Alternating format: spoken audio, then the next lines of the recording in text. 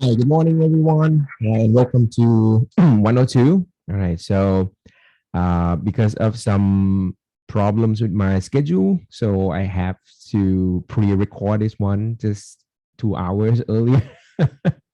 Sorry about that, but just had to go somewhere, and then that's something that's just a little bit urgent. So I decided to do the video earlier, and then hopefully we'll have a chance to do the. If you have any questions, then I'm happy to answer anyway, right? Or if you have any other questions, then we can solve that one on Wednesday. Okay, all right. And first of all, don't forget to uh, um, check the Google Classroom, or maybe it has to be me that have to check, I guess. That we deciding on when we're going to have our final exam. And from the look of it, it seems like everyone love to have, not everyone, but majority at this point, love to have final exam on Wednesday, the 6th of April. Yeah. So that seems to be, so there are two extremes at this point. So the first choice will be on next Wednesday, and the second choice will be on Sunday. And I think it seems like earlier it seems to be a little bit better. Yeah. All right, guys. So that's good. Maybe because the format of our exam seems like you have flexibility. So it doesn't matter if the exam happens a little bit earlier during the exam week. So I think that that's a good sign. Okay. So, all right, guys. So anyway, well, we'll draw the conclusion on Wednesday. Okay. Sounds good. All right. Plus, because we need an extra makeup because of the missing Monday. So I'm going to have that makeup. I know the time might be a little bad. It's going to be our usually the slot that I squeeze in, which is the Saturday morning. However, if any of you doesn't, comfortable sort of coming to class during that time, I totally understand, and you can also always catch up on the YouTube video, so that will be fine, I guess. All right, so this is going to be our last week of class, so that means we have, including this one, so it's going to be a total of 3 lectures. All right, so this one on Wednesday, and the last one will be on Saturday. Okay, almost done, guys. And I'm trying to catching up with the grading, and I'll try to get at least one of the exam scores out in a couple of days. So I'll pushing it right now. A couple of things that I mean, I don't know, sort of like always something squeezed in, and I couldn't get it done. So sorry about that. And I don't know, it's just getting really bad during a couple of months. So, all right, really apologize for that one. I know you guys waiting for that result, at least one of those results, and it's been a long time. I'll try to get it done in a couple of days. All right, thank you, and all right, thank you for your patience. Actually, okay, all right, guys. So what we have for you today is I would say it's a good application of Gauss's law. Okay, so we learn how to calculate flux. We will learn how to calculate the electric field using Gauss's law, which rely on how you calculate flux. And the concept was easy, right? We said about the connections between having the flux calculated. It must tell you about the charge inside your Gaussian surface, right? Because charges generate electric field lines. So whenever you have a net non-zero flux, that means there must be a net non-zero charge in there. So they are pretty much the same thing. I would say that. All right. So that's what we learned from Gauss's law. Okay. So now the reason I say this is a good application, because now we are in the topic of a very crucial device that you probably sort of like see it everywhere, I would say, and that is capacitor. Okay, so that's what we are going to learn today. And the quantity that allow you to sort of like, hey, how much or how small or how big or whatever the ability of this thing to do its job is named capacitance. All right. As the name imply, you probably can guess what does this thing do. It's a capacitor. So its ability to have some capacity. I don't know. Does it make sense or not? Okay. So it's like it's the capacities of charge. So the capacitor is a device that allow you to store charge. So you can think of it like a container that allow you to store charge in it. So the capacitance is going to be the quantity that tells you how big is your tank to store your charge. Does that make sense? All right. So that's just a simple sort of like, hence the name. That's the reason why we name it a capacitor, because that's how big is the container that can contain your charge. How can you create a capacitor? All right. It turns out to be very simple. Look on the right side, guys. So initially, you see that most of the things around you are neutral, right? It's just like, okay, everything, even neutral mean you have the equal amount of positive charges and negative charges, right?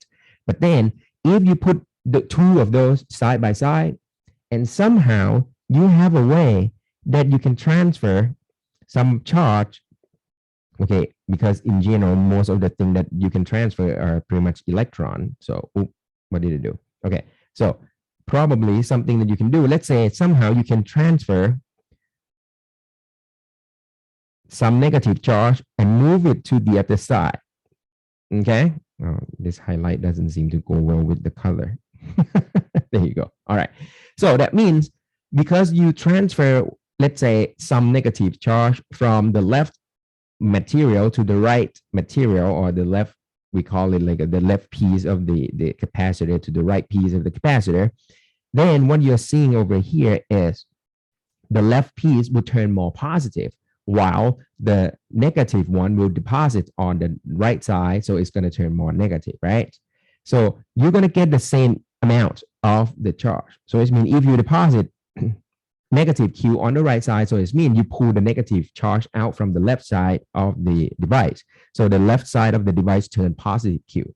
So the amount of charge that one turn negative is going to be equal to the other side that turn positive. Does that make sense? So you have only one Q in here, okay, because you started everything from a neutral system. Okay, all right, so that's cool.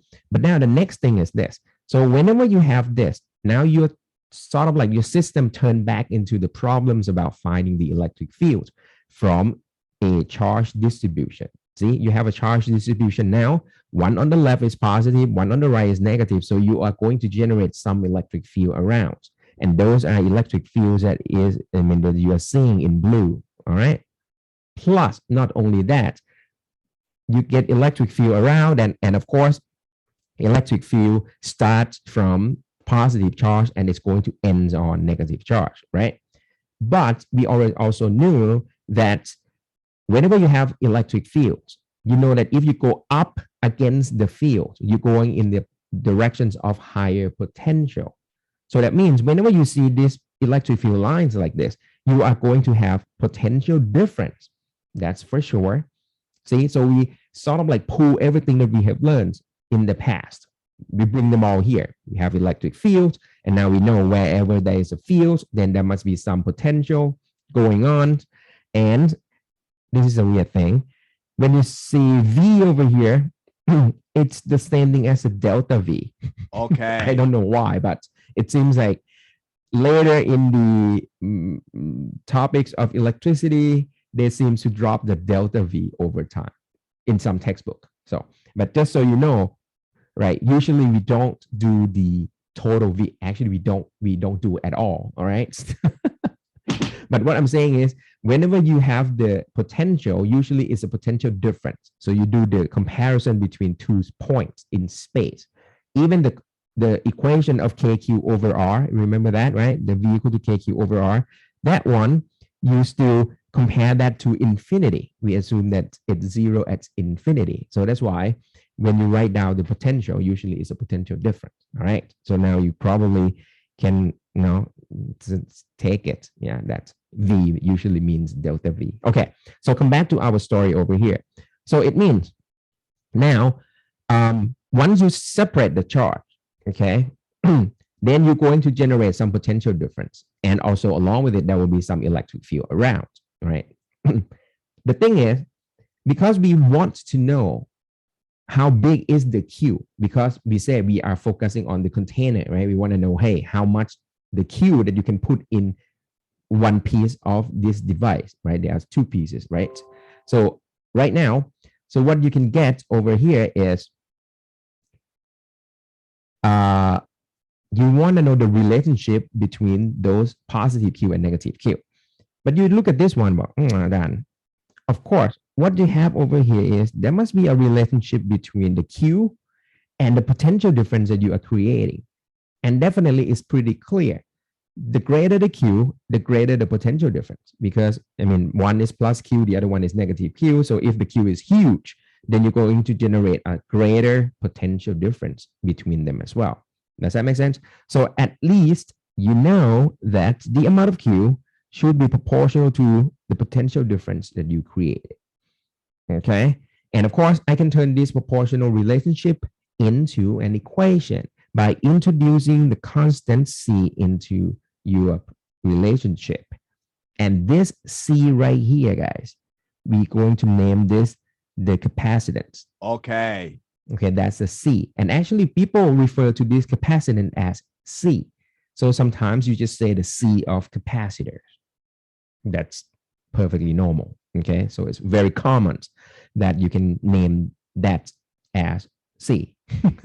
C of this, C of that, C of the circuit, C of that. So that's what it is. Okay, so that means what you're looking at over here, you can think in another way around. You can say that capacitance is just a ratio between the charge per unit potential difference. If you want to think it that way, that it's perfectly fine.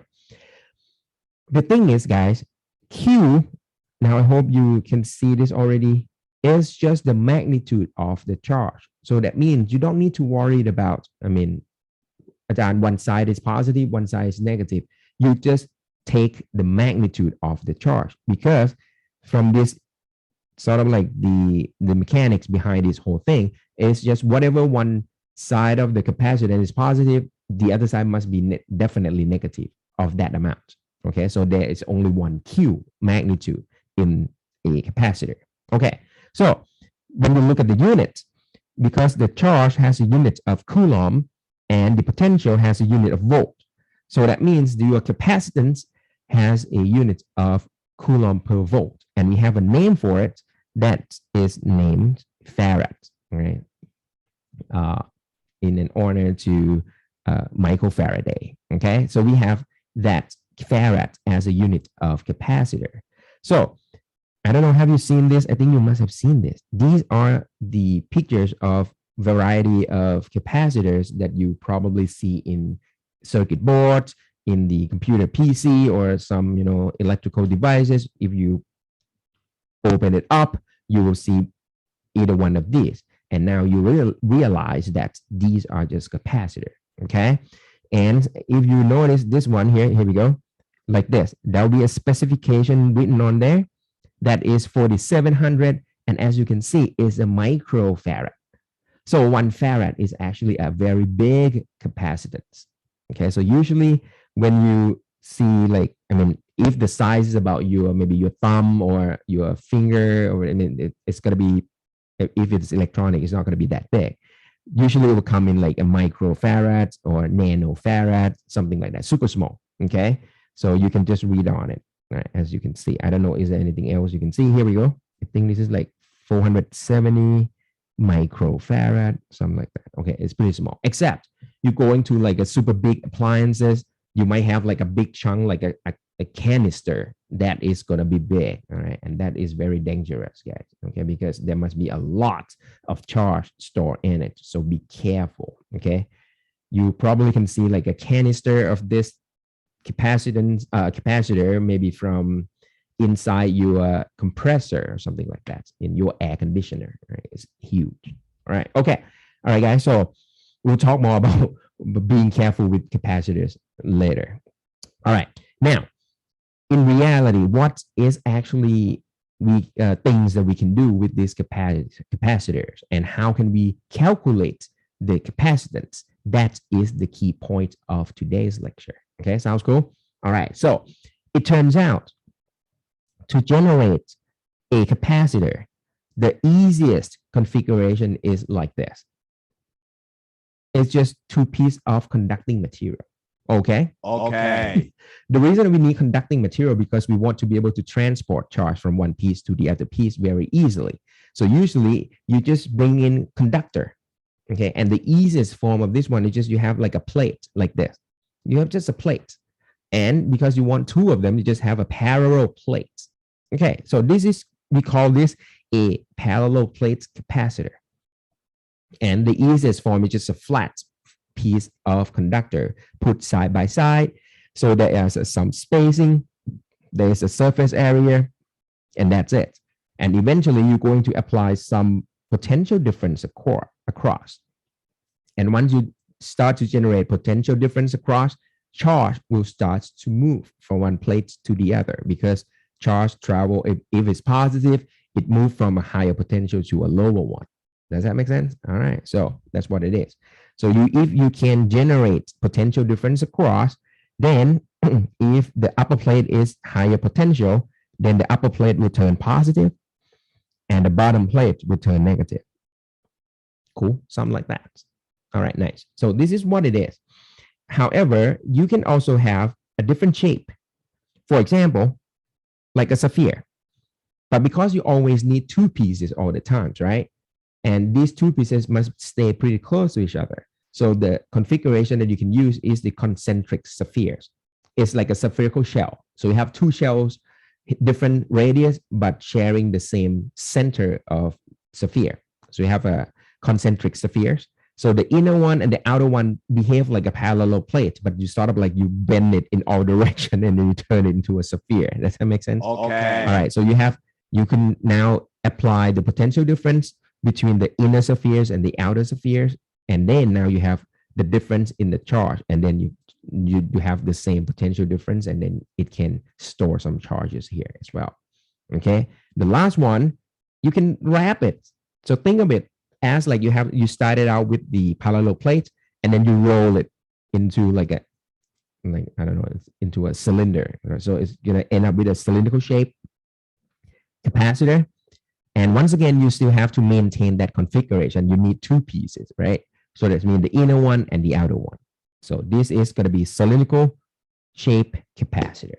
All right. So this is going to be the extent of our study. We're going to study these three configurations or these three shape of capacitors. Okay. And the good thing is today, I'm going to give you one question in the final exam. Seriously. Wow. All right. So this is supposed to be fair. It's like, yeah, I'll tell everyone, of course. Yeah. So, so I will let you know what is the questions that is going to definitely show up in our final exams for sure. One thing. So think of it like a take home question. Right? You take home today and we'll just come back and, answer these questions in the final paper. Okay. All right, guys. So before we move on, all right, we can start calculating this stuff. But just for you to be able to see the whole pictures a little bit better, I want you to go to the simulation of ours. Remember that we had the allphysics.com. So let me open it up. Okay. And I'm going to share the screen one more time here. Okay. All right. Give me a second here. I have to switch the sharing. Okay. All right. So let me stop that one. And I'm going to take you to, I cannot find it. So many windows. Oh, where is that? Whoa. Oh, it just looked like a It's a text right now. Okay, give me a second here, guys.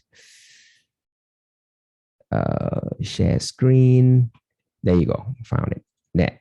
All right, guys. So this is once again that allphysics.com. Okay, and then once you get in here, you go to the E&M section, and down here you have a Capacitive Lab. Just click on it, and here you go. All right, so this is something that allow you to at least get used to things that we are doing at this point. And as you can see, this is our parallel plate capacitor. Okay, and what you have over here is you can have adjustments over here. You can adjust the distance between them. Okay, you can adjust the plate area. Okay, and then you can adjust the voltage that you're going to apply across. Okay, and of course, we'll learn more about this. You have resistance, and that is about the circuits that you are about to generate, and that will be next lecture. All right, but then the thing is, if I close the switch, so it means I let this whole thing start. So that means you apply the voltage difference across, and let's see what is going on here, guys. Start now. See? Okay. Okay. You're seeing something here. There's still going on. The number is still running. So numbers over here, even though it says the energy stored, but don't worry about it at this point. Just say that there is a charge accumulation going on the upper and the lower plate. And because we apply the positive potential on the top plates, so the top turns more positive and the bottom turns more negative. And because now there is an animation, see, you see that you have, okay, let me run this one more time here. So let's close the switch. Then you can see that now electric field is stronger. It's because now you have a charge starts to accumulate. So the charge generates the field. So as you have more charge onto the plate, then of course, you're going to get more electric field lines generated. Okay. And hence, actually, eventually, you're going to have more potential as well. So these numbers are changing dynamically. Okay. You will have a chance to actually describe these changes both in maybe the things that is going on in this whole system over here using the solution from differential equation. No. And that probably will be our finale for the course or something. All right.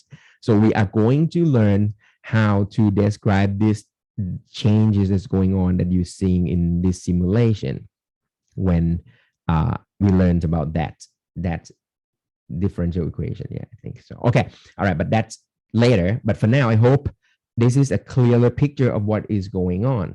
And actually, there is a button over here that you can say discharge. So I think discharge is just like, get rid of all the charges. But eventually, in reality, you cannot just like, wipe the whole charges out from the plate. You have to really discharge it somewhere.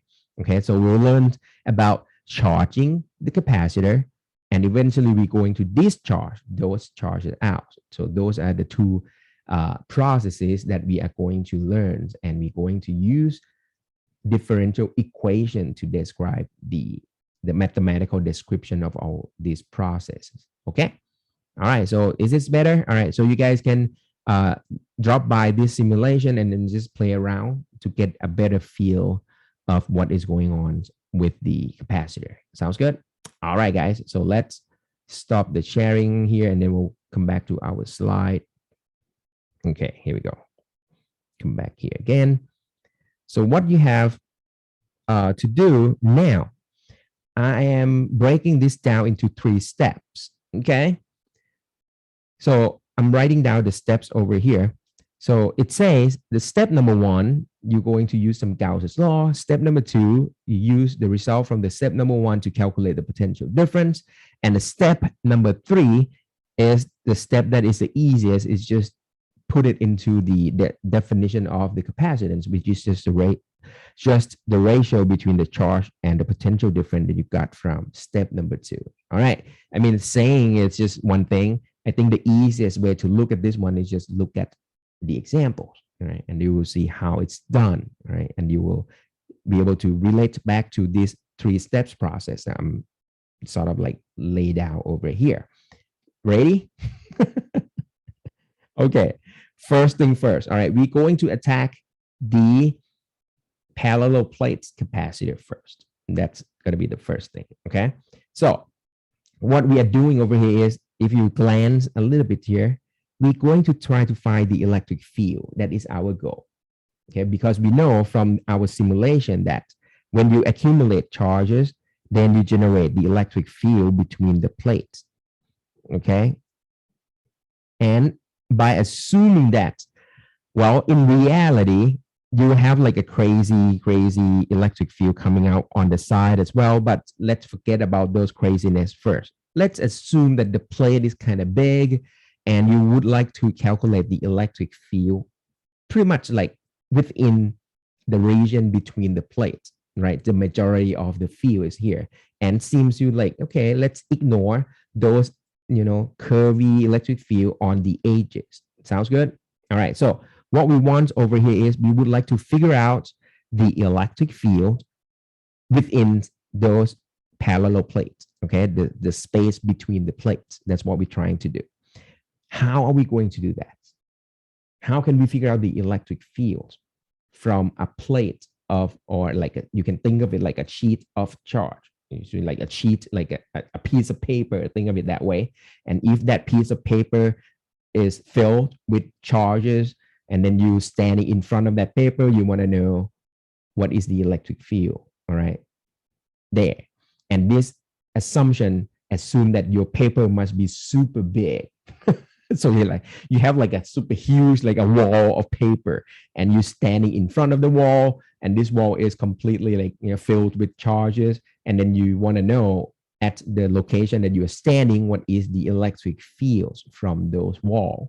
It's super big. All right. So we assume that this thing is huge and you are standing right here.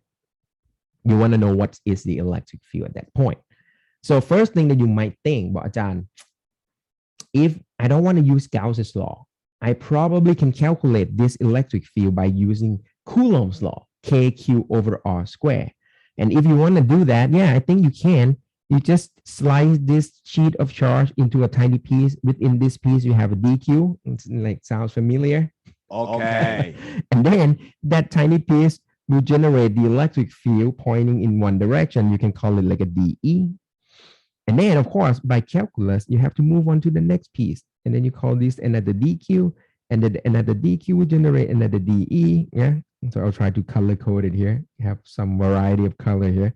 Then you move on to the next one. That next one will generate another dE, and then you apply the KQ over R square. But then the problem is, can you see things that is about to happen? No. It's going crazy because you have to go through all the DQ on this plate, like all everywhere, and each one will give you dE, dE, dE, dE, dE, dE, dE. Man, it's gonna be like a lot of integral, because don't forget that now your charge is distributed in 2 dimensions. So that means your integral probably is going to turn into a double integral, and it's a vector summation. So it's gonna be the double integral of the vector quantity. So that's, well, actually we can do it actually, and that's things that is very good exercise to do. But probably you guys not gonna like it. So how can we get away with this? Because we're not gonna do this. We're not gonna use Coulomb's law to calculate the electric field. So look on the side, it goes something like this, right? So you're standing in front of the big wall of charge, and you want to know what is the electric field at this point, right? So let's get rid of this. We're not going to do this. That's way too much. Then we think of Gauss's law. It seems to be very useful. The reason for that is because this piece of charge is highly symmetric. Does that make sense? Okay. When you say highly symmetric, it means it has some symmetry and it looks so nice. When I say look so nice, means it's just like a big wall of charge. And when you say symmetric, it's not perfectly symmetric like a sphere. It's not like you moving around you move your head around and they all look the same. This is not that supersymmetry. No, not supersymmetry. That's not the word that I like. It's not like symmetric in all direction, but it has symmetry in some direction. When I say some direction, it looks like this, guys. So think about this. If you're standing in front of the wall like this, right? So I think the best way is just I need another page here because I want to draw it like a huge one for you to see. Here we go. So think about this. So if you have a wall of charge, super, super big, right? And these are all positive, let's say. Okay. And then you're just standing here. Think about it. If you look up, you don't see the end of the wall. Let's say because the wall we assume is super big. It's just like you look at the piece of what you look at the ocean surface, like you're standing at the beach. You won't see the. I mean, you don't see the ends of your ocean and all the stuff. But I mean, you know, it's just so far away, and it's flat. It looks flat to you, something like that. So same idea. But then over here, when you look up and when you look down, whoa, you don't see the ends of it in the other direction as well. So what I'm seeing over here is you can see that this is already like a mirror image. Does that make sense?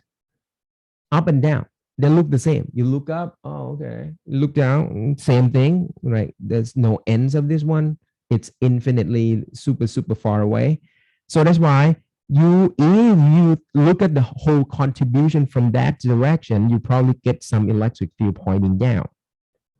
And you look at the contribution from the lower half, you're going to get exact same contribution of the electric field. Does that make sense? Because up and down look exactly the same. Same thing happens if you look left and right. If you look left and you look right, they look the same. Does that make sense? So that means the electric field that point forward and backward, so this is a little bit of perspective here, will look exactly the same as well. So that means, once again, it seems like you're going to get like a cone of the electric field one more time. You familiar with this, right? Because you look up, you look down, you look a little left. I mean, you can look like with some angle to the left. That will be equal or exactly the same on the opposite side of that. So that means this is called symmetric in the sense that if you look around you, they all look the same. But there's one direction that there's non-symmetry. It's showing up, right? One direction that doesn't have any symmetry to cancel or whatever is just when you look straight into the wall and you look away from the wall. This is different. So you make sense? Does that make sense? So that means this is exactly the same as if you break this electric field vector into two components. We did this before back in the day of electric field calculation. You can see that your vertical components cancel, but that is the horizontal component that won't get cancellation. And let me call it E sub X, something like that. And that is totally because of the symmetry. It doesn't have any symmetry along this X-axis over here because you know, if you look straight into the wall, this is one direction. But when you turn away from it, you know, I'm not looking at the wall. So these two are not symmetric. Okay, there's no mirror image or anything anymore. So that's why you get some net electric field in this direction. Sounds like something relatable here. Okay. Okay, so this is sort of like another example that I just want to show you that when the nature shows some symmetry, there will be some property that turns out to be nice. And nice means zero. This is perfectly canceled. That's what I'm saying. Okay, so over here, the wall looks symmetry when you look around, okay, up and down, left or right, whatever. So these all directions get perfect cancellation. So you won't get any net electric field in that particular direction. So let me draw like a circle over here. There you go. Okay. But then toward the wall and away from the wall, these two are not symmetric. So that's why you get some leftover. Yeah. So it's non-symmetric setup. So you get some net electric fields out of this non-symmetry. Does that make sense? All right, guys. So that's what it is. So that's a clue that electric field should be pointing perpendicular to the plane of these conducting plates. But then this is the cool thing. If you move up a little bit, then now I'm just go up a little bit because the wall is so big. When you move up, there's nothing changing. There's no change. The wall still look like the same wall to you. Does that make sense? Okay. So that means at the new location over here, you still get the electric field pointing in the same direction as well. You can move up a little bit more. You cannot even tell that you moved actually. So electric field should be pointing out just like before. No change. You can move down here. The wall look exactly the same to you. You can move forward, backward, doesn't matter. They all look the same. Or even you can move even closer to the wall. This I'm not so sure, but at least you know that the electric field should be pointing out. That is your single direction you will get out of this. There will be no change. They all look the same to you. The wall look the same. So the net electric field should be pointing in one direction, which is perpendicular to the plates. Is that cool? Okay. All right. So that's the big conclusion that we have is when you're standing in front of the wall, the electric field coming out of it will point just in a single direction like this, perpendicular to the plates. And make it so nice. Okay. Nice in the sense that here we go. So this bottom figure here showcase that. So I hope by give you like a very lengthy explanation, you now understand why you can draw the electric field lines just perpendicular to the sheet of charge or a wall of charge like this. Does that make sense? All right. Now, there is one more twist into this. All right. In reality, this is a real conducting material, right? So that means this must be like a plate. So let me draw like a full plate. So it's could made of like some metal, some, you know, conducting material. But then you put the charge on it. Where does those charges go? What do you think? You have like a container. So this is container. But then you bring in the charge. So it might be easier to think in terms of like you have like a room here like that. And somehow you spread the charge in here. Like bring, just put the charge in here. You might just, you know, put it in one corner. At upper right corner, you just throw in some charge. These charges will repel each other, right? Does that make sense? Yeah, it has to be according to Coulomb's law, of course. The same type of charge will repel each other all the time. So think about it, it's like if you get into your classroom and somehow you and your friends cannot stay close because of some repulsion, you might be hating each other or something like that. But anyway, let's say that the rule is you always push your friends outward. You have to push each other around. So my question is, when are you going to end up in your classroom? Yeah, you enter into the room. When you see your friends, you get sort of like repulsive force among your friends. Everyone get repulsive force among each other. When are you going to end up in your classroom? What do you think? You have to stop too, right? Because I mean, otherwise then you keep moving. Then you move closer to your friend, you get pushed back again. You're just bouncing around in your room. So eventually you are going to end up at the inner surface of your room. Does that make sense?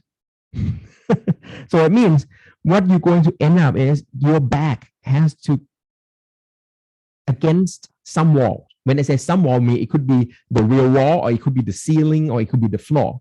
Somebody probably stuck on the floor, somebody stuck on the wall, but everyone gonna spread around the inner surface of the classroom. Does that make sense? Because you're gonna just rearrange, push around, and say, okay, all right, I don't want to go anywhere anymore. So it's mean at least your back has to back against something, And then you just have to adjust, on the sides among your friends. So that means at the end, when you have a conducting material and that conducting material get charged, so the charges on that material will be spreading around the surface, just only the surface of those piece of conducting material. Okay, cool. But when I say cool, remember last time you already built up a case of a cage of charge. You have a charged cage. Okay. And we said this give you zero electric field inside. Remember, when you have a cage that get charged and you are inside, you are safe. There will be no electric field inside. So same thing will happen over here.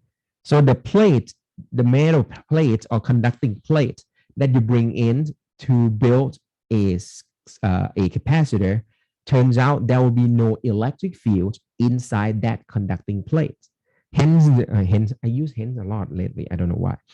Okay, and that's why in this figure over here, you see that you have a zero electric field inside your conducting plates. Cool. All right, now I think maybe I spent too much time on this, but I hope you understand the whole picture over here. Why? This figure over here looks so simple, but behind the scene, you have to understand the underlying reason to get to this whole setup over here. Okay, but I'm done. Right, that's my 10 minutes of explanation here. Okay, here comes the big question, guys. Okay. How can we figure out the electric field in front of this sheet of charge? We know it's going to point perpendicular to the piece of charge. The inner side of this surface has zero electric field, but then I want to know how much. What is the electric field here? What are you going to do?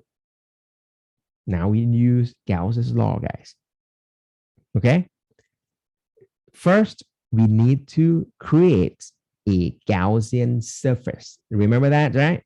We need a Gaussian surface. And from last time, we said, right, we have to pick like a clever surface for you to be able to calculate flux easily. But last time we just looked at like a sphere or a lot of spheres. Actually, we did like 5-6 times because we had the spherical symmetry problem. But now it's different kind of symmetry. So what kind of Gaussian surface should you pick? And don't forget, you need to pick a closed surface. The surface has to be closed on itself. So look at this one more time. Electric field is just pointing perpendicular to the plates only. There's only one direction. So it would be nice if I can somehow come up with a surface that also cut this plane, cut this electric field perpendicularly as well. Does that make sense?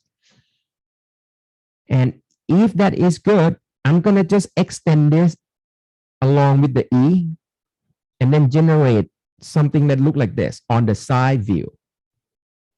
So I'm going to try to generate like a cylindrical shape Gaussian surface where the top or the surface on the right just cut this E perpendicularly. We love it. The reason we like that because everyone remember that the area vector always point perpendicular to that real surface. So by having your surface cutting the electric field perpendicularly, it means that your area vector is going to be parallel to the electric field vector. Okay. Cool. And the side surface over there will definitely give you no flux anymore because electric field is only point parallel. Horizontally. And when you have the area also oriented horizontally, there will be no penetration through that side wall. Very cool. Okay. So that's the clue that we're supposed to generate a cylindrical shape Gaussian surface as shown here. But then you probably think about, Dan, why you pick like a circle to be your cross-sectional area? So I would say about no need. You can do any surface you like. So it means you can also draw a surface that look like a square if you want, and you just generate this. There you go. Okay, let me write on the side here. That will work. And then you extend this one toward the back side as well. Something like that. Does that make sense? Okay. Just any cross-sectional area shape will be fine. Or some of you might just like, I can do like a, like a ellipse shape. I mean, you shouldn't do that, but I mean, you can if you want to. Or you can do like a heart shape. Oh, no, that's too much already.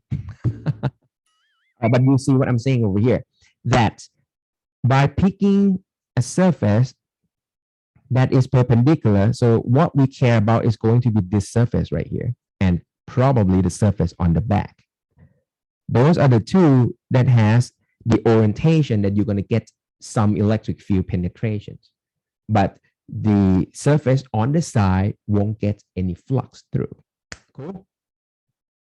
Very nice. So side view, it will go something like this. Okay, so you have the green surface on the right and the blue surface on the left, just like from the upper one. And this cross-sectional shape, cross-sectional area could be in any shape. All right, now that's first step is done, picking a good closed surface to be used as a Gaussian surface. All right, so this is cool. Okay. Now we have those. Our main task is just to calculate the flux through this surface. So of course, flux is going to be flux, let me call this on the right, flux on the left, and flux on the side. Does that make sense? Okay, so that's what we're going to do. So the net flux is going to be the sum of all flux on the left plus flux on the right plus flux from the side. All right, but now it's so easy in the sense that, Ajahn, let me get rid of some of those fluxes, yeah? On the side, you get nothing. This is zero. There's no flux. On the left, but Ajahn, you said you don't have any electric field in there. No electric field, there will be no flux. Nothing. Nada. So no flux on the left, no flux on the side. So you only get a non-zero flux, just only the green surface that you are seeing over here. Cool. I think I completely sort of like, this is a big typo here. It's not top or bottom. It's going to be like left. Sorry. And this is going to be like right and the side. Okay. Okay. So the left, nothing. The side, nothing. You only have just to calculate the flux through the surface on the right. And how much is that? But then, because the electric field already pointing to the right, your surface area, so let me draw it like a huge one here, and not huge, I mean different color here, the green, that's your area surface. These two are pointing in the same direction, so that's cool. We do the E dot dA, but E dot dA is just going to be E dA cosine 0. And because electric field, we already argued that electric field is supposed to have the same magnitude everywhere, right? Because we said when we move up, when we move down, the electric field is supposed to be exactly the same because the wall look exactly the same to you. So that means E is supposed to be a constant that I can pull out from the integral. So let me put, oh, sorry, there's no circle yet. So that's electric field supposed to be the same. So I just pull out the E and you're left with just the integral of the piece of area dA. And at the end, what you get is just E times A. You're done. Okay. See, that's the only non-zero flux from this setup over here. So, okay, done. I got EA there. Now, next, Gauss said the net flux through an enclosed surface must be equal to what? The charge enclosed divided by epsilon naught, right? So what do you want to equate this one to, guys? It's going to be the charge that is inside this Gaussian surface. How much? What do you think? How much charge that you are going to include in this Gaussian expression here? The answer is you only just have to grab the charge that I am highlighting right now. Cool. because it's cut through the sheet of charge, just that much. You just want to extract that much charge. You don't have to extract out. I mean, you just have to take into account the amount of charge there and put it in the Gauss's law expression. Cool? How much? But then when I say how much, now it's easy for you to do it using, let me introduce sigma. The sigma is, now we complete the whole, family of this charge density, is the charge per unit area now. All right, so we got everything now. We got the lambda, the charge per unit length.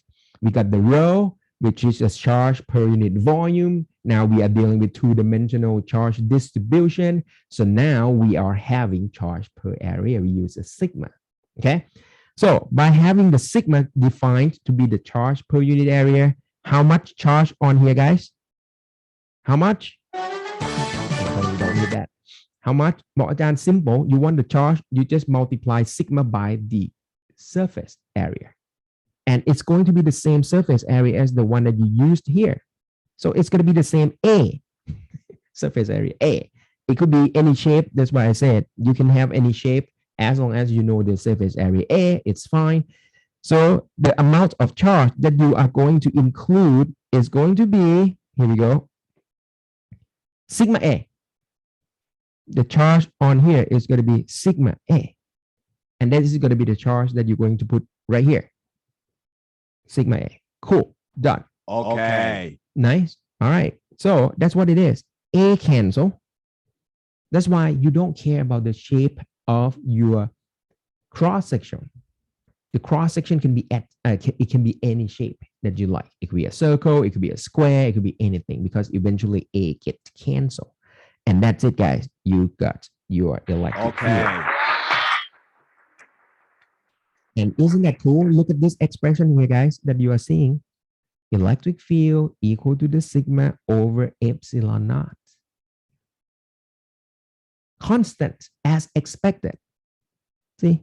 Cool. We kind of guessed that electric field is supposed to be the same. But what's more interesting is this. It doesn't have any distance from the plates, from the conducting plates in this expression whatsoever. So what I'm saying over here is, just like my argument, you can actually move towards or move away. You can traveling around. You can go anywhere you like. The wall will look exactly the same to you. And that is the reason why electric field should have the same magnitude everywhere as well. So cool. These results actually hide or at least imply symmetry of the problem. Electric fields in front of a two-dimensional sheet of charge should have the same magnitude everywhere, independent of the distance from the plane. That's the conclusion. Okay. Okay.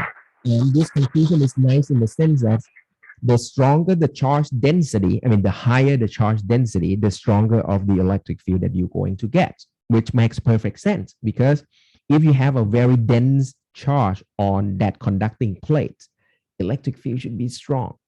Yeah, so that's why electric fields depend directly on the charge density, or more specifically, surface charge density, because all the charges are located on the surface only. Cool. And that's conclusion, guys. Okay. It's done. Let's be proud.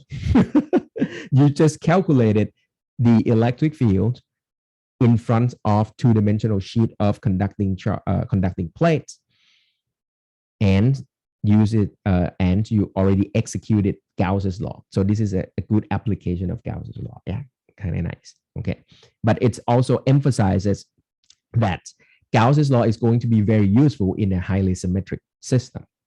So if you don't have any symmetry, the problem is you don't know what shape of your Gaussian surface will be, and that's make your problem difficult. But with this kind of symmetry, that's nice. You can use your cylinders to be your Gaussian surface, and then flux calculation is sort of doable. Okay. All right. So those are the remarks over here. Electric field is constant everywhere. There's no electric field in the middle. and the electric field are parallel to the right. So those are the conclusion that we made earlier. All right, guys, that's actually what we have done so far. That is a step number 1 here.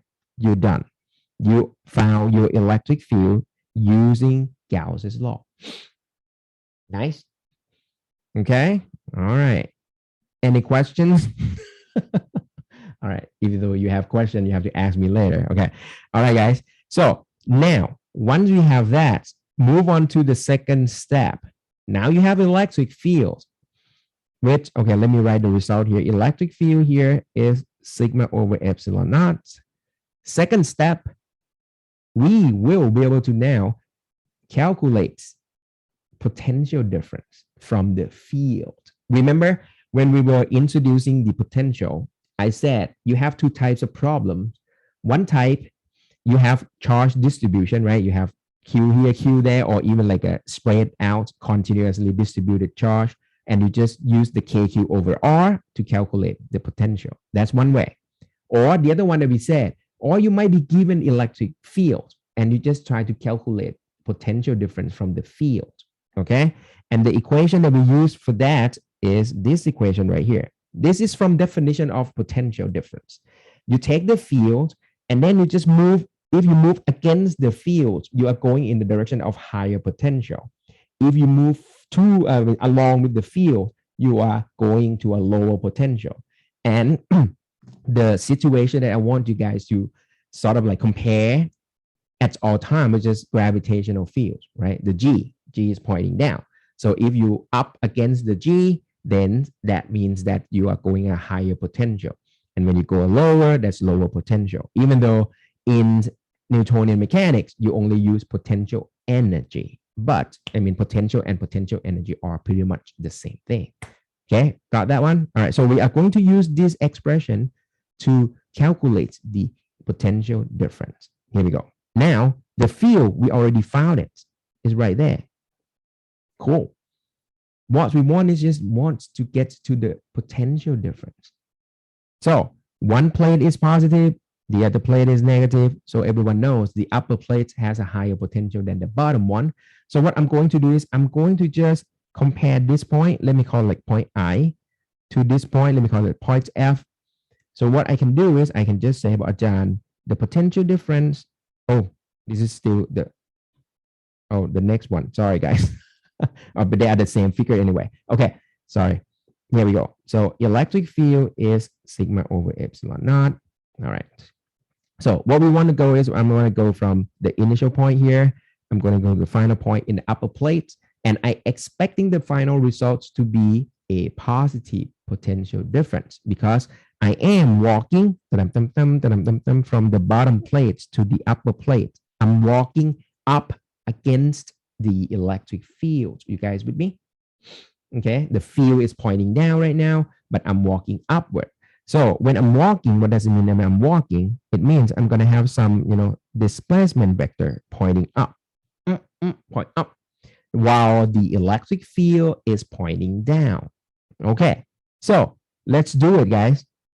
The delta V is going to be minus integral from the initial point to the final point of E dot with the displacement vector. I'm walking, but now E is pointing down, ds is pointing up. So what I'm having is going to be E ds cosine 180. Isn't that cool? All right. From initial point to the final point. But of course, cosine 180 is -1, negative meets another negative sign in the front. So that negative signs disappear. So I have only integral of E ds. But we just found out that the E is just a constant. I can pull E out from the integral. I just have the ds to integrate, but the ds, and you just sum them all, it's just a ds. What you get is just the distance between these two plates. Cool. So this is just d. So at the end, what you're getting is just E times d, and done. Okay. But is this to be as expected? No, again, why do you have to go through so much trouble? Because this is just like a gravitational field. It's like G pointing down. You go up, it's like mgh, but then you take away the m, it's just g times h, give you the potential. Same thing over here. It's going to be E times D, give you the potential, right? But I'm just showing you like, hey, we want to try to use this expression from time to time because that was the definition of the potential difference. So just want to show you guys how to do it from the calculus standpoint. That's all. Okay.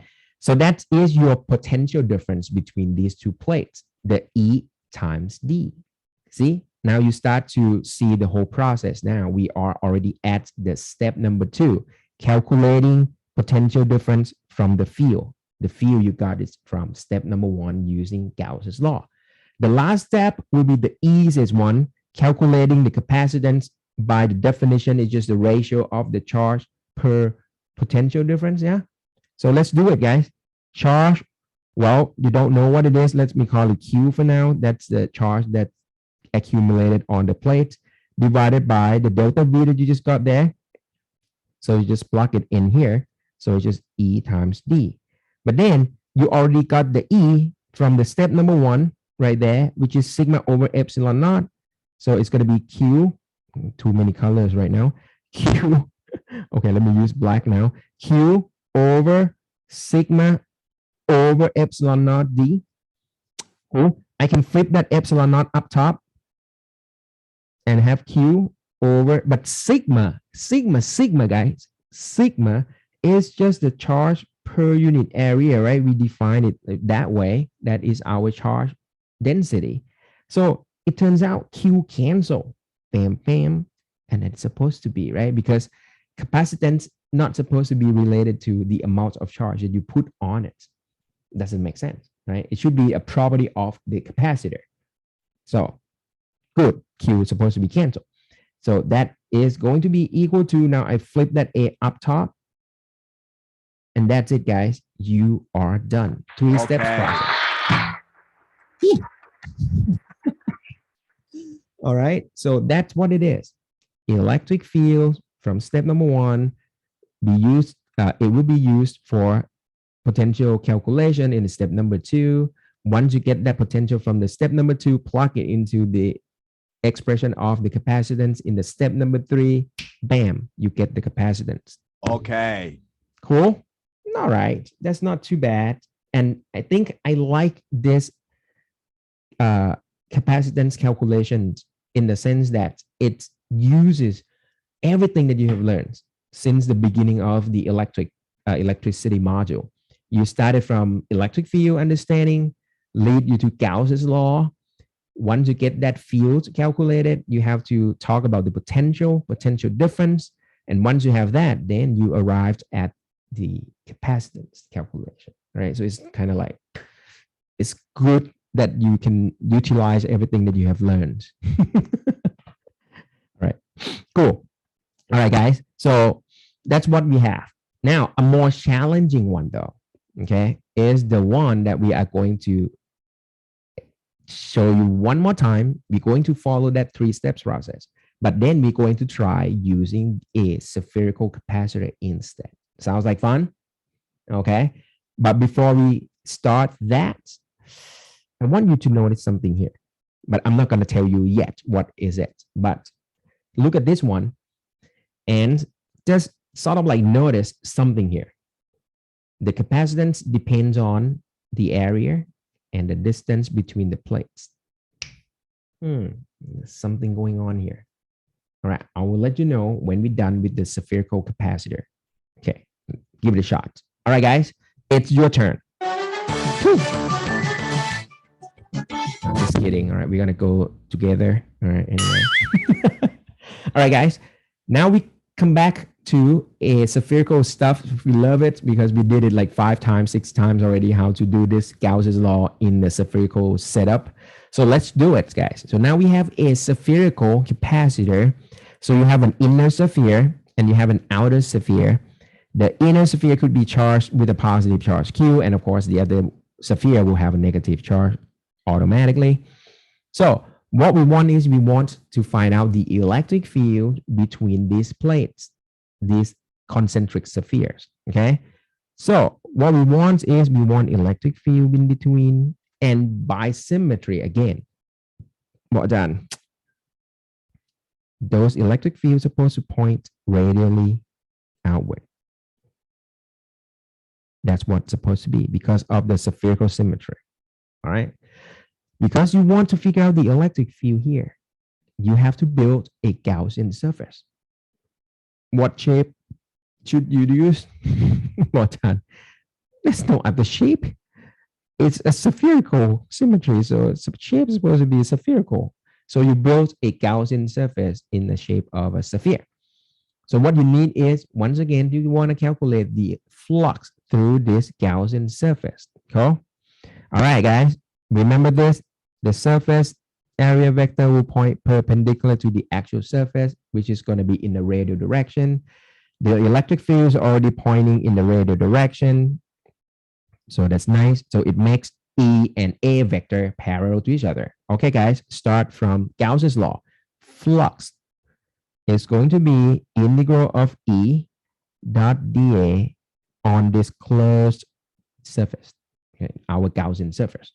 And because we know wherever you are on this one, your dA will always be parallel to the electric field vector. So that means E and dA are parallel. So it's going to be E dA cosine 0. Oh, cool. And E can be pulled out because by symmetry, because it's spherical, electric field should have the same magnitude in all directions. You shouldn't have any particular direction that has a strong electric field. That's kind of weird. So you only have integral of the dA left. I think you get sick of this already. And that is just a surface of your sphere. So if your Gaussian surface has a radius r, that's going to be 4 pi r squared. And you are pretty much almost done. You just calculated the flux, which is exactly the same as before. E times spherical surface, 4 pi r squared. Now you have to equate this with charge included divided by epsilon naught. What should it be, guys? What should you put here? Well, Ajahn, you just need to put the charge included. And that is it. See? It's just plus Q in there. There's not much to it. You're done. And that's it. You can move 4 pi r squared to the right side. You will end up with 1 over 4 pi epsilon naught Q over r squared again. Okay. Let me say again, meaning that, of course, I saw this like, billion times now. Whenever you have a spherical charge distribution and you are staying away from it, the electric field from those spherical charge distribution will appear like a Coulomb's law. And this is what it is. Nice. Okay. And another thing that I can add on top is, what is going to be the electric field outside, guys? What do you think? Well, over time, it's going to be 0 because what we can do is we're going to wrap this with another Gaussian surface. But when we wrap it, the whole consideration will be exactly the same, except now the charge included here will be 0. Because when you draw a Gaussian surface that wrapping the whole system here, the net charge inside is 0. So electric field outside is supposed to be 0. And the electric field inside is going to be the same argument here. Electric field inside is also 0. So cool. So it looks like the capacitor is a device that somehow contains the electric field in it. Can you sort of get the feeling of that? All right. So if you ignore the end effect a little bit for a while, so from the look of it, yeah, it seems like a capacitor is the device that contains the electric field in it. And space around it seems to have no electric field. Here, it's very obvious with the sphere because the sphere doesn't have any ends. There's no edges. There's nothing. So this is even more obvious that the concentric sphere that you built as a capacitor here seems like it's storing. You can think in terms of storing the charge, but now you can think of it like you're storing the electric field. Isn't that cool? Okay. All right. So that's what it is. So that's what we have. You already calculated electric field within your capacitor that has a shape of a sphere. Nice. Now, that's done with the step number one. You already got your electric field between those spherical shells. Step number two, I would like to calculate the potential difference between those two shells or those two spheres using the definition of the potential difference. Cool. But now the thing is, if you read the text, you're going to get confused a little bit because the textbook go very, properly. They're trying to walk from the negative plate up to the positive plate, just like what we did before with the parallel plates capacitor, right? However, if you want to go from outer sphere to the inner one, you are going in, well, let me say this, you're going in a negative R direction. And the thing is, because many of you guys are not familiar with the spherical coordinates just yet, all right? So by saying that you're going in the radial direction, but going inward, actually that is a negative directions for the radial direction. So let's forget about that one because it will confuse you more. So don't worry about this. You're just going to walk out. Just make it natural. So it's natural means you're usually walking outward, right? Electric field pointing outward, you're going to walk in that direction. But knowing that if you start from here and you end there, your potential difference is going to be in negative because you're going from positive charge area to a negative charge area. Cool? All right. So we're going to do that, make things a lot easier. All right. So delta V is going to be negative of integral from starting point to the final point of E dot. Now you can call your walking vector ds to be dr. Why not? Because you are walking in the radial direction. You're walking. So that's the dr, right? Dr is your ds. Right there. Cool. All right. But then because electric fields already point in the radial direction, so dr and E are parallel to each other again. So it's going to be negative E dr cosine 0. And now you already knew the E. The E is just, okay, let me pull to the next line here. But the E is just 1 over 4 pi epsilon naught Q over R squared from the step number one. Okay. And cosine 0 is 1. So your dr is here. So what we do over here is you integrate from R equal to A, which is the inner sphere, to the outer sphere radius, which is P. Very cool. Almost done. You see where I'm at right now? Q is here to the front. 4 pi epsilon naught, let me put it out. Negative sign stays there. Only thing that you need to integrate is just 1 over R squared dr from A to B. And everyone knows how to do this. It's going to give you negative Q over 4 pi epsilon naught, and it's going to be negative 1 over R from A to B. Cool? And you are done. And everyone knows it's supposed to be negative sign here because that's where we walk. We walk from the inner sphere to the outer sphere. So you're going to get a negative value at the end. That is fine. We expected that already. So it's going to be 1 over A minus 1 over B. And you are done for step number 2. Cool. See, not too bad. It's not too bad. It's not too bad already. And now, once we have that, the last stop of us is going to be just calculating the C then. C is going to be just Q over V. Cool. All right. Q is just the whole Q. V is just the one that you just got from your second step here. Just drop it in here. Q over 4 pi epsilon naught 1 over A minus 1 over B. I'll just take the whole chunk in there. And the nice thing about this one, you see right away, Q cancels again. It has to be, right? Because the capacitance not supposed to be depending on the charge on it. All right, now I'm just manipulating this form a little bit. I flip 4 pi epsilon naught to the top. I have underneath over here is 1 over A minus 1 over B. I can do the common denominator, blah, blah, blah, and then flip things up. That will be fine. See? And as you can see, I didn't bring the negative side with me because I just want the magnitude of the potential difference. So I just leave that negative sign behind. And that's it, guys. That's our conclusion. Okay. That is your capacitance right there for a spherical capacitor. Not bad, you think? Doable? All right. Now, notice the results. What do you see?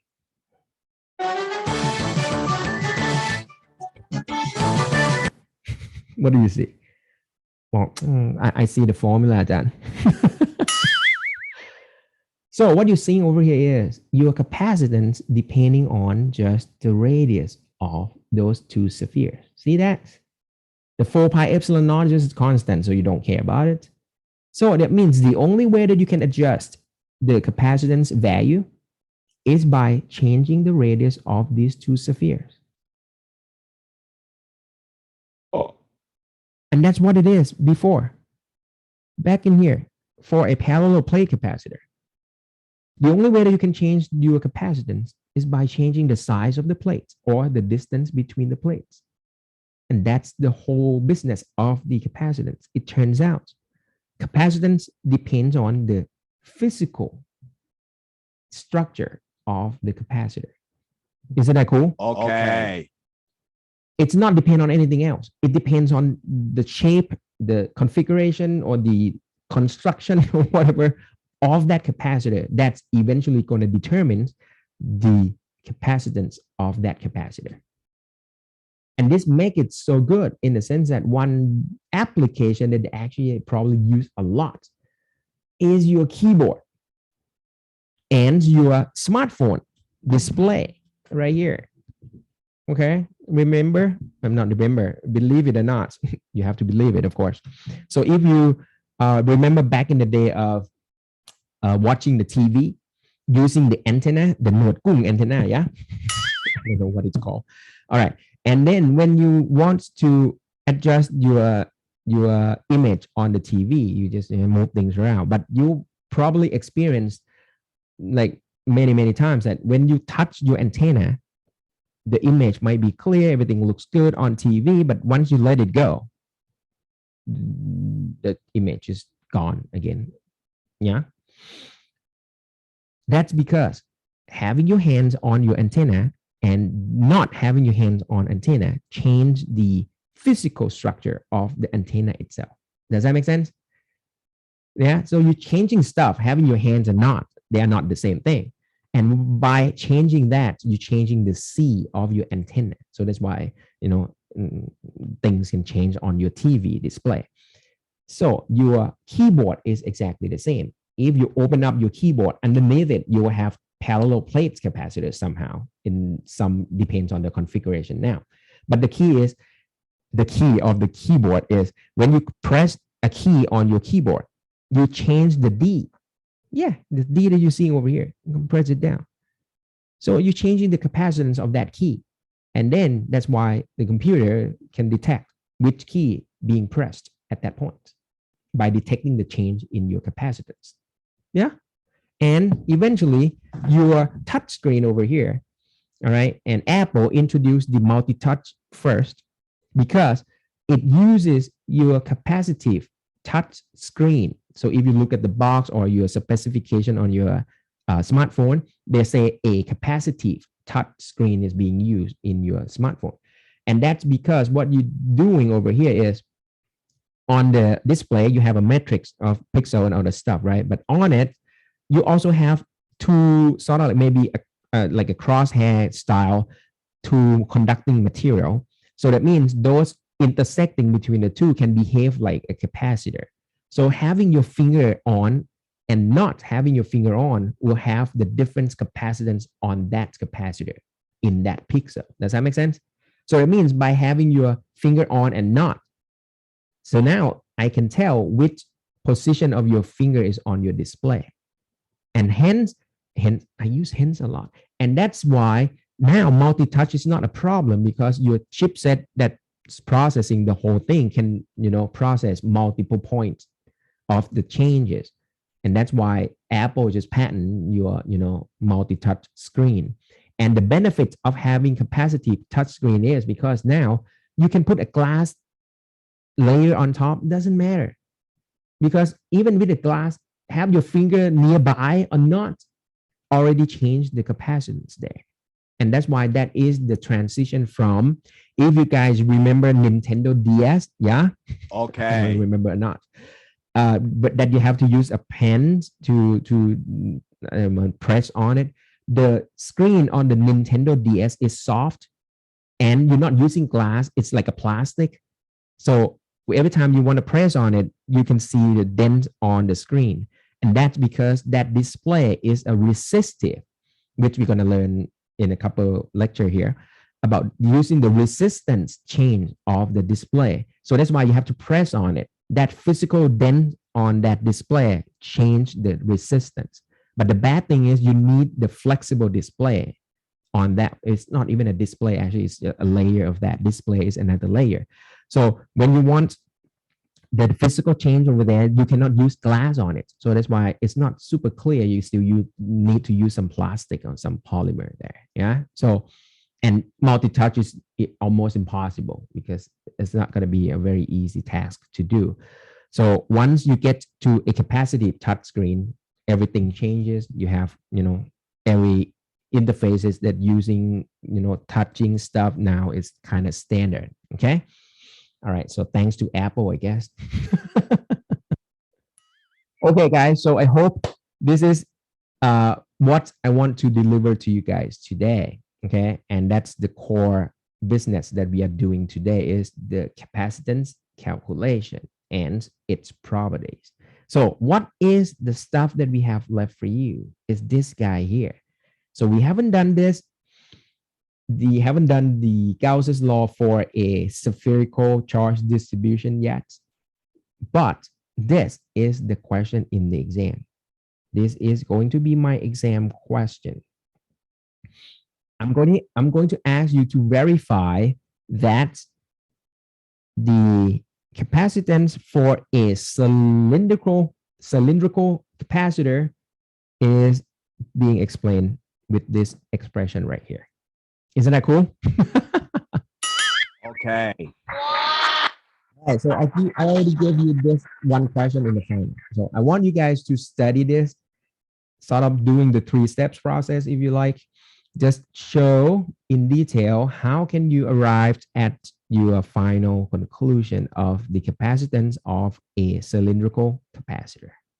Okay, so you have to learn to do, of course, Gauss's law, finding out what is the electric field in between. From that electric field, I'll calculate the potential difference. And once you have that, yeah, calculate the capacitance of it. Okay, and once you're done with that, that's your point right there for the final exam. Sounds good? All right, guys. So thank you for today. And that is the material that I have for you today. Thank you very much, guys. I'll see you. Okay. on Wednesday. Bye-bye.